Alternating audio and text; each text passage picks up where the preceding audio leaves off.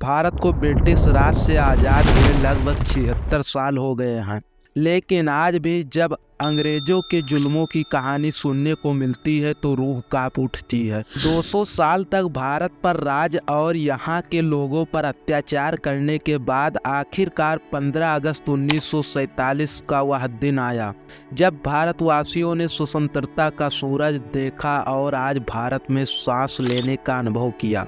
लेकिन उस आज़ादी को पाने के लिए न जाने कितनी ही जाने गई और अनगिनत लोग इस लड़ाई में शहीद हुए। कुछ के नाम तो हमें मुँह ज़बानी याद हैं, लेकिन कुछ ऐसे वीर भी रहे हैं जिनके बलिदान के बारे में बहुत कम ही लोग जानते हैं। अगर ये ना होते तो शायद भारत वो नहीं होता जो आज है। इसलिए इस वीडियो में उन्हीं के बारे में बात करेंगे जो इतिहास के पन्नों में कहीं खो गए हैं। जैसे तिलक मांझी एक भारतीय स्वतंत्रता सेनानी और संथाल समुदाय के पहले आदिवासी नेता थे। उन्होंने आदिवासियों को एक सशस्त्र समूह बनाने के लिए संगठित करने का काम किया। आगे चलकर इसी संगठन ने मिलकर अंग्रेजों के शोषण के खिलाफ लड़ाई लड़ने में अहम भूमिका निभाई। हालांकि साल 1784 में अंग्रेजों ने उन्हें पकड़ लिया, जिसके बाद उन्हें घोड़े की पूंछ से बांधकर घसीटते हुए भागलपुर में कलेक्टर के आवास तक लाया गया। यहाँ उन्हें एक बरगद के पेड़ से लटका दिया गया। गंगू मेहतर, जिन्हें लोकप्रिय रूप से गंगू बाबा कहा जाता है, वह भी एक भारतीय क्रांतिकारी थे जिन्होंने सन 1857 के विद्रोह के दौरान अकेले ही लगभग 150 ब्रिटिश सैनिकों को मार गिराया था। हालांकि 1878 में उन्हें ब्रिटिश सैनिकों द्वारा घोड़े से घसीटते हुए कानपुर तक ले जाया गया। इसके बाद चुन्नीगंज में उन्हें फांसी दी गई।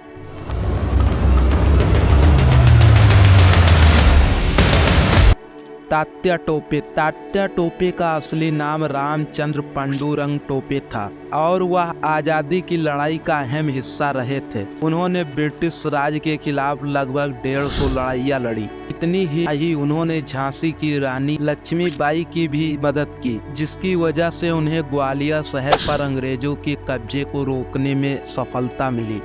अंत में उन्हें 18 अप्रैल 1859 को शिवपुरी में ब्रिटिश सरकार द्वारा फांसी दे दी गई थी।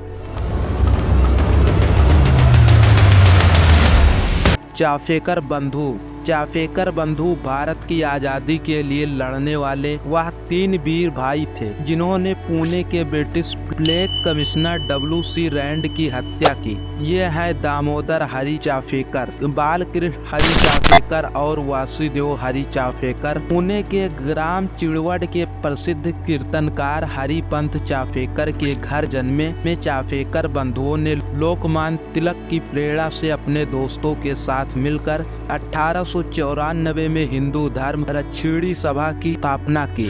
हालांकि बाद में उन पर कमिश्नर की हत्या का आरोप लगाया गया और दोषी पाए जाने पर उन्हें फांसी की सजा सुनाई गई।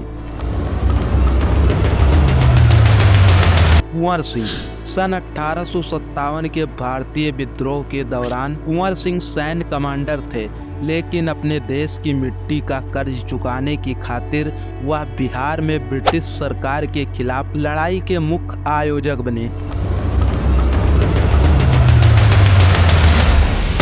वासुदेव बलवंत फड़के ने 1875 में ब्रिटिश शासन के खिलाफ एक आंदोलन खड़ा किया। इतना ही इस समूह ने अपने आंदोलन को आगे बढ़ाने के लिए धन इकट्ठा करने के लिए पैसे वाले यूरोपीय व्यापारियों पर छापेमारी की।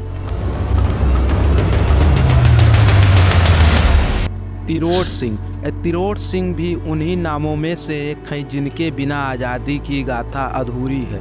उन्होंने खासी पहाड़ियों पर कब्जा करने की कोशिश में जुटे ब्रिटिश साम्राज्य के खिलाफ लड़ाई लड़ी।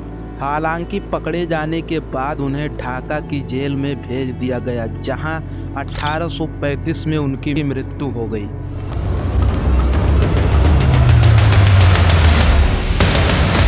मंगल पांडे मंगल पांडे का नाम आज हर कोई जानता है, लेकिन एक समय था जब ज़्यादातर लोग इनसे अनजान थे।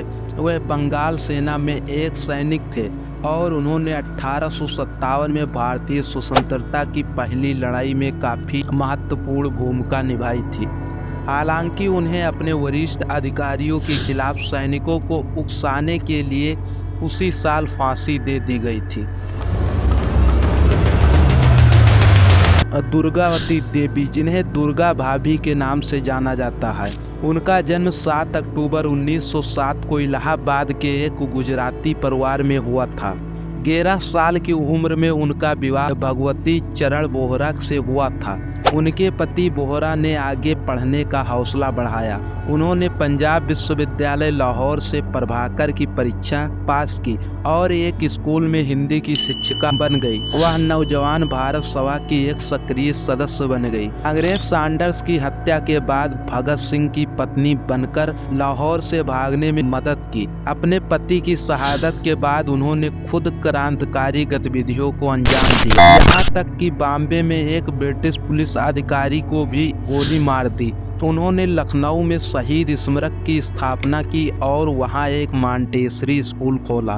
बाद में वह अपने बेटे सचिंद्र बोहरा के साथ गाजियाबाद में बस गई। 15 अक्टूबर 1999 को 92 साल की आयु में उनका निधन हो गया। मीर कादिर अली उत्तर प्रदेश के रहने वाले थे। उनका जन्म 28 फरवरी 1822 को कालपी में हुआ था। उन्हें अंग्रेज सैनिकों की हत्या का दोषी ठहराया गया था और जालौन में उनके सहयोगियों जैसे रोशन अली शेख, अजमत अली चौधरी, मुकुंद सिंह और कुंवर भरत सिंह के साथ गिरफ्तार किया गया था।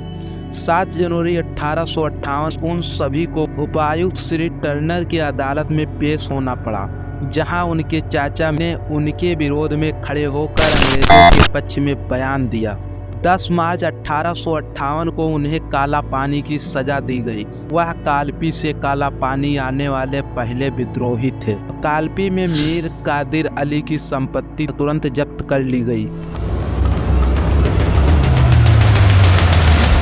अंबिका चक्रवर्ती विभाजित बंगाल के छत्ताग्राम जिले के बर्मा गांव के नंद कुमार चक्रवर्ती के पुत्र थे। वह स्वतंत्रता सेनानी सूर्य सेन के संपर्क में आए और एक सीक्रेट ग्रुप का गठन किया। इसकी शुरुआत एमबी रेलवे कैश वैन पर बिना एक भी गोली चलाए डकैती से हुई।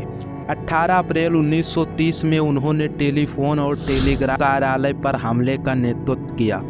जलालाबाद संघर्ष में वह गंभीर रूप से घायल हो गए और कुछ दिनों बाद उन्हें गिरफ्तार कर लिया गया। मुकदमे में उन्हें आजीवन कारावास की सजा सुनाई गई और सेलुलर जेल में कठोर कारावास का सामना करना पड़ा। 1940 में रिहा हुए वह कम्युनिस्ट आंदोलन में शामिल हो गए। ऐसे और अमेजिंग इंफॉर्मेटिव वीडियोस के लिए लाइक, सब्सक्राइब एंड शेयर। मिलते हैं किसी और वीडियो में। जय हिंद।